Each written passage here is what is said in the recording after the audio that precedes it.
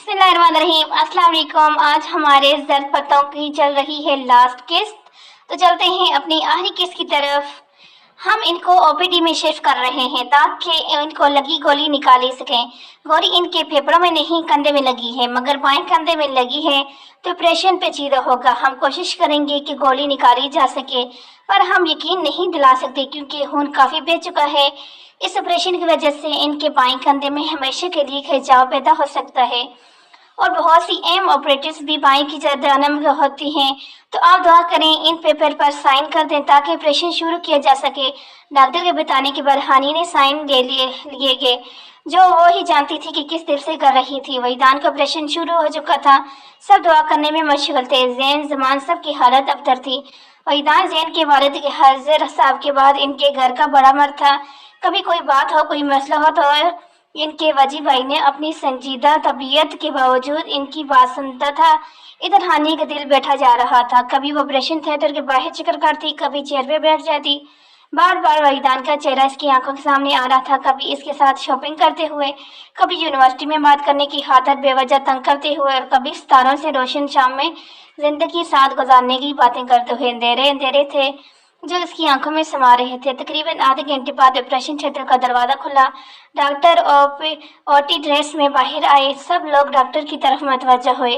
वजीदान कैसा है? हानिया ने बेमुश्किल अल्फाज अपनी ज़ुबान से अदा किया। आप लोग हौसले से सुने, हमने पूरी कोशिश की है इनको बचाने की। ऑपरेशन मुकम्मल हो गया है, गोली भी निकली गई है, लेकिन खून का काफ़ी ज़्यादा ज़ियान हो चुका है और इनका ब्लड ग्रुप भी नेगेटिव है। बहुत मुश्किल से ये ग्रुप मिलता है, जिसकी वजह से इनको आईसीयू में शिफ्ट कर दिया जाएगा और इनको वेंटिलेटर पर शिफ्ट कर रहे हैं। हमने एक बोतल का इंतज़ाम कर लिया, लेकिन और ब्लड बैंक में मुयसर नहीं। 1-2 घंटे के अंदर इंतज़ाम करें, वरना डॉक्टर ने गोया एक और बम इनके सर पर फोड़ा। हानि को अपने इर्द गिर्द हर चीज़ घूमती हुई महसूस हुई और अपने चकराते सर को पकड़कर ज़मीन पर बैठती चलेगी। हानिया समिया बेगम ने पुकारा, लेकिन वो बेहोश हो चुकी थी। इसके नाक से निकलने वाले खून की लकीर ने सबको और परेशान में मुबतला कर दिया था।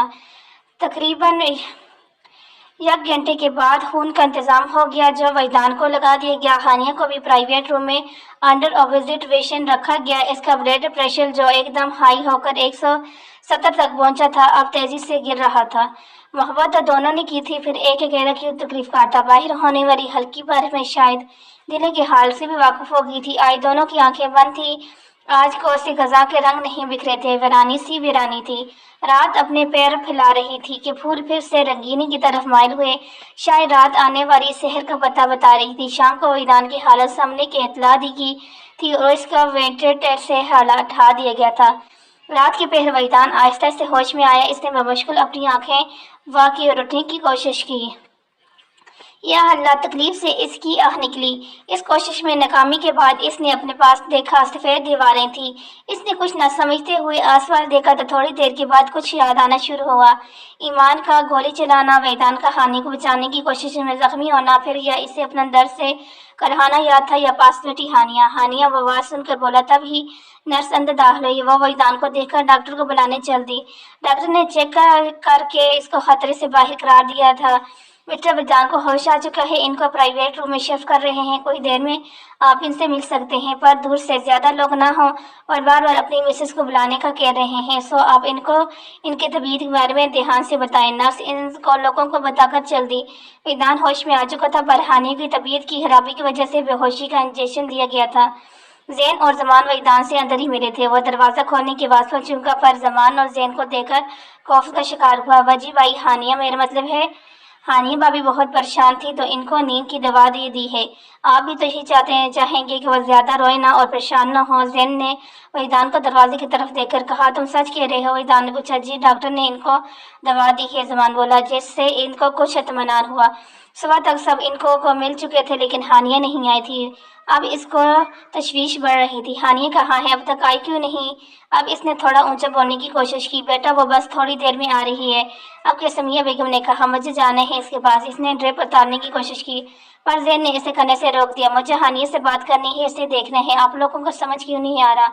वहीदान ने बेबसी से एक तरफ देखा। बेटा बस आधे घंटे तक आ जाएगी। दिलावर साहब बोले, ठीक है, सिर्फ आधे घंटे और इंतजार करूँगा, फिर उठकर खुद चला जाऊँगा। وحیدان نے دروازہ گھورتے ہوئے کہا۔ ادھر ہانیہ کو ہوش آیا تو جھٹکے سے اٹھ کر بیٹھی، لیکن چکر آنے سے واپس بیٹھ گر گئی۔ میم دھیان سے، نرس نے پاس آتے ہوئے کہا، پلیز ویل چیئر منگوا دیں، مجھے اپنے ہسبینڈ کو دیکھنا ہے۔ کیا وہ ٹھیک ہیں؟ ہانیہ نے پوچھا۔ دونوں میاں بیوی ایک جیسے ہی ہیں، وہ بڑائی جی میں وہ ٹھیک ہیں، آپ آرام کریں، میں ویل چیئر منگواتی ہوں، وہ کہتے ہوئے باہر چلی گئی۔ کچھ دیر بعد ہانیہ وحیدان کے کمرے کی طرف گامزن تھی۔ دروازہ کھولنے کے واسطے وحیدان مڑا تو ہانیہ آ رہی تھی، لیکن اسے ویل چیئر پر دیکھ کر وحیدان کے اذہان خطا ہو گئے۔ اس کی ویل چیئر وحیدان کے بیڈ کے ساتھ آ کر رکی۔ میں تھوڑی دیر کے لیے بے ہوش کیا ہوا، میری بیوی کا حال کیا ہو گیا؟ وحیدان نے اس کی زرد رنگت دیکھ کر کہا۔ برہودا، یہ آپ کی بے ہوشی کا نتیجہ ہے، آپ ہماری طرف مت دیکھیں، چلیں سب باہر چلتے ہیں، ان کو بات کرنے دیں۔ تھوڑی دیر دلاور صاحب بولے اور سب کو لیے باہر چل دیے۔ آئی ایم سوری، میں بے ہوش ہو گیا، اب پکا کوشش کروں گا بے ہوش نہ ہوں۔ شازاں بیگم جو پانی کے گلاس ہانیہ کو دے رہی تھی، وحیدان کی اس طرح کہنے پر مسکراتے ہوئے باہر چل دی۔ ہانیہ نے خجل ہو کر اس کے بازو میں تھپڑ رسید کیا۔ ارے ظالم لڑکی، وحیدان مسکراتے ہوئے بولا، آپ بے ہوش ہو کر دکھائیں تو صحیح۔ ہانیہ نے اپنی پلکیں اٹھا کر کہا، اب کہیں جانا مت۔ اس نے ہانیہ کا ہاتھ اپنے ہاتھ کی مضبوط گرفت میں لیا، مسکرا کر آنکھیں بند کی۔ وجدان زمان شازین کی شادی نومبر میں ہونا طے پائی، لیکن سب کے لیے سب سے بڑا سرپرائز دعا اور ارباز کی شادی کا بھی تھا۔ زین کو پہلے اس فیصلے پر اعتراض ہوا، یہ بٹا سٹی کی شکل اختیار کر رہا ہے، پر سب کی سمجھانوے مان گیا۔ آخر ارباز کو بچپن سے جانتا تھا، وہ مخلص دوست تھا۔ اس بات پر سب سے زیادہ اعتراض امرین اور آئمہ کو تھا کہ اتنے سارے لوگوں کی شادیاں ساتھ کیوں ہو رہی ہیں۔ بھی جانیے کہ اباس صاحب کی شادی ایک ساتھ الگ الگ ہوتی، سب کے ہم سب کی شادی انجوائے کرتے۔ آئمہ نے منہ بناتے ہوئے کہا، پہلے زمانے میں سب کی شادیاں یکساتھ ہی ہو جاتی تھی، میرے 5 بھائیوں اور میری شادی ایک ہی دن کی تھی۔ بھی جان نے تو بھی جان وہ پہلا زمانہ تھا، یہ اگلا زمانہ ہے، اب تو انجوائے کرنے دیں۔ امرین بولی، جاؤ بچوں ادھر سے۔ بھی جان بیزار سے بولی۔ وہ دونوں دل مسوخ کر چل دی۔ دن پال لگا کر اڑ رہے تھے۔ ایمان پر اب مقدمہ زیادہ عرصے نہ چل سکا، کیونکہ گواہ موجود تھے، اور ایمان کی ذہنی حالت صحیح نہ ہونے کی وجہ سے اس نے خود یہ اعتراف کر لیا تھا، جس بچے کی ہر جائز ناجائز ضد بغیر کسی رکاوٹ کے پوری کر دی جائے، وہ باہر کہاں ٹھیک رہ سکتا ہے۔ ایمان کو اس کی بیماری کی وجہ سے 2 سال کی سزا ہوئی، لیکن اس سے پہلے اس کو فارڈیشن ہاؤس میں منتقل کر دیا گیا، شاید اس کا ٹھکانہ اب یہی تھا۔ وہ دن رات کھڑکی کے سامنے کھڑی ہو کر خود سے باتیں کرتی رہتی یا خود کو ہی مارنا شروع کر دیتی۔ اس کے دن رات یوں ہی گزر رہے تھے۔ آخر نومبر بھی آن پہنچا۔ شاہ ویلا اور ذوالقرنین ہاؤس میں تیاریاں زور و شوروں سے جاری تھی۔ میلوڈی اور زیک بھی ان کی شادی میں شرکت کے لیے آئے تھے۔ آج مہندی کا فنکشن تھا، سب نے ہلہ گلا کیا تھا۔ شیروز نے پہلی بار رباب کو اتنا تیار ہوا دیکھا۔ آج تو اگر تم نے گورنا بند نہ کیا تو یقین بچے تمہاری آنکھوں کے ساتھ ٹینکس کھول رہے ہوں گے۔ جس پر شیروز نے حیران ہو کر شیزا کی طرف دیکھا۔ کس کے بچے؟ رباب کے بھائی کے جان کے۔ شیزا کے کہنے پر اس نے آنکھیں ادھر ادھر پھیری تو اس کے بھائی شیروز کو گھورتے میں مصروف تھے۔ آپ کو دیکھ کر اس نے مسکرانے کی ناکام کوشش کی، کیونکہ اس کے بھائی ڈیلوبی کے ایک ریلیکس لگا رہے تھے۔ شیزا اپنے غرارے کے ساتھ کا دوپٹہ ٹھیک کرتے اٹھ کر چل دی۔ باقی کا فنکشن بھی بخیریت عافیت سر انجام پایا۔ آخر کار بارات کا دن آن پہنچا تھا۔ آج کسی کے آنگن میں اداسی نے ڈیرے ڈالنے تھے تو کسی کے گھر میں شنشنائیاں بجنی تھی۔ ہانیہ نے لمبا میکسی ٹائپ کا ریڈ لہنگا پہن رکھا تھا، جس پر گولڈن کام ہوا تھا۔ ماتھے پر پہنے بال آگے کی طرف کر کے کرل کیے گئے تھے۔ باقی دلہنوں نے بھی سیم کلر ہی پہنا تھا، مگر ڈیزائن مختلف تھے۔ نایا اور دعا شارٹ فراک ٹائپ شرٹ تھی اور نیچے لہنگا تھا سرخ رنگ کا، جبکہ کومل نے لانگ فراک پہنا ہوا تھا، جبکہ دلہنوں میں سے سب سے زیادہ تیار وحیدان ہوا تھا، دولہا نے، جس نے کریم کلر کی شیروانی پہن رکھی تھی۔ باقی دولہے بھی شیروانی پہنے ہوئے تھے۔ بارات میرج ہال پہنچی تو پھولوں کی پتیوں نے ان کا استقبال کیا۔ نکاح پہلے ہی ہو چکا تھا، دلہنوں کو سٹیج پہ لے جایا گیا۔ آخر میں ہانی تھی۔ وحیدان کھڑا ہو کر ہانی کے پاس گیا اور ہانی کا ہاتھ پکڑ کر سٹیج پر لے آیا، جس پر کافی ہاؤٹنگ ہوئی۔ رخصتی کے وقت آن پہنچا تھا۔ سب ایسے مشکل گھڑی سمیہ بیگم کے لیے تھی، ایک ہی اولاد تھی جسے آج رخصت کر دینا تھا۔ ہانیہ رخصت ہو کر شاہ ویلا آ گئی تھی۔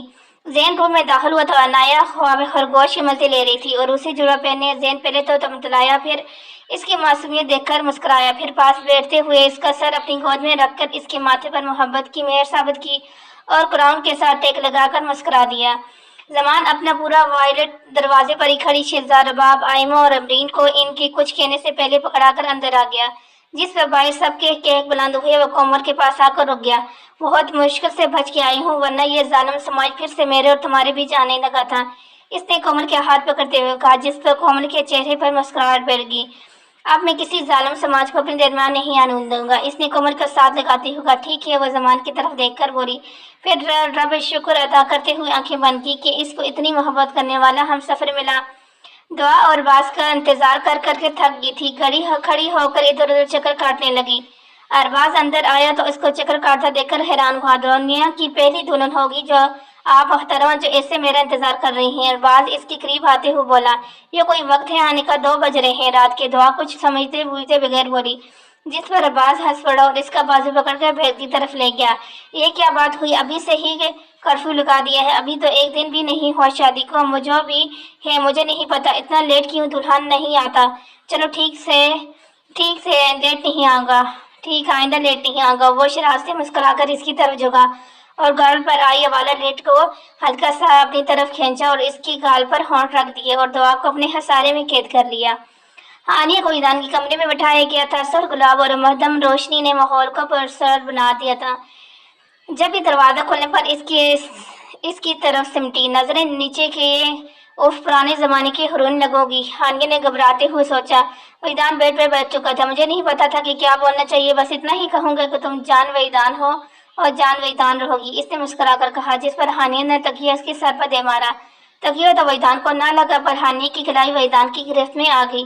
ویدان نے اسے اپنی طرف کھینچا اور ہانیہ کو اپنے حصار میں لیا۔ ویدان، ہانیہ آہستہ سے بولی، ہم ریسٹورنٹ میں نہیں ہوں محترمہ، آج میں آپ کے ایسی ویسی حرکت کر سکتا ہوں۔ وہ یہ کہتے ہوئے اس پر جھکا اور پیچھے ہو گیا۔ کیسا لگا بینڈیج؟ ویدان بولا، کون سا؟ ہانیہ نے اپنی گردن کے گرد ہاتھ پھیرا تو بینڈیج اس کے گلے میں تھا، جس پر ویدان لکھا تھا۔ یہ اسٹیمپ کیوں لگائی ہے؟ ہانیہ نے ویدان کی طرف تھا، تاکہ سب کو پتہ لگے کہ تم میری ویدان کی بن چکی ہو، جس پر ہانیہ نے دوسرا تکیہ اٹھایا اور پھر اسے کرائی ویدان کے ہاتھ میں آئی۔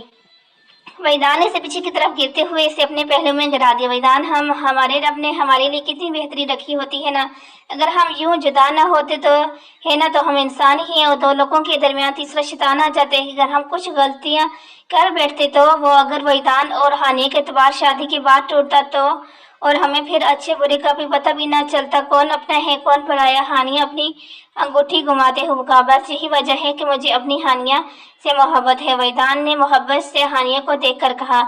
بارش ہلکی بڑھ رہی تھی، رات کا اندھیرا پھیل رہا تھا، عشق نے مسیرا کیا، محبت نے ترنم چھیڑا اور 2 دلوں کے ساز محبت کی دھن سے واقف ہو گئے۔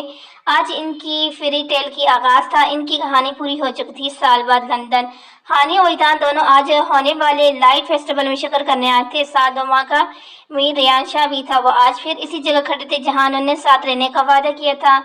ڈریگن آج بھی آگ اڑ رہا تھا، باقی کیمپیں آج بھی روشن تھے، ایک سحر سا ماحول تھا۔ ویدان اور ہانیہ تھا اور وہی بالغائی گیت بھی چل رہا تھا۔ ہانیہ اور ویدان ایک دوسرے کی طرف دیکھے، مسکرائے، کیونکہ محبت کو الفاظ کی ضرورت نہیں ہوا کرتی۔ وہ ہاتھوں میں ہاتھ ڈالے اور آسمان پر چمکتے ستاروں کو دیکھ رہے تھے۔ ان کے دلوں کو گھر مل گیا تھا بستیرا کرنے کے لیے۔ کہانی کی آخری صفحے سے ہیپی ایور آفٹر کا آغاز ہو چکا تھا، ختم شد۔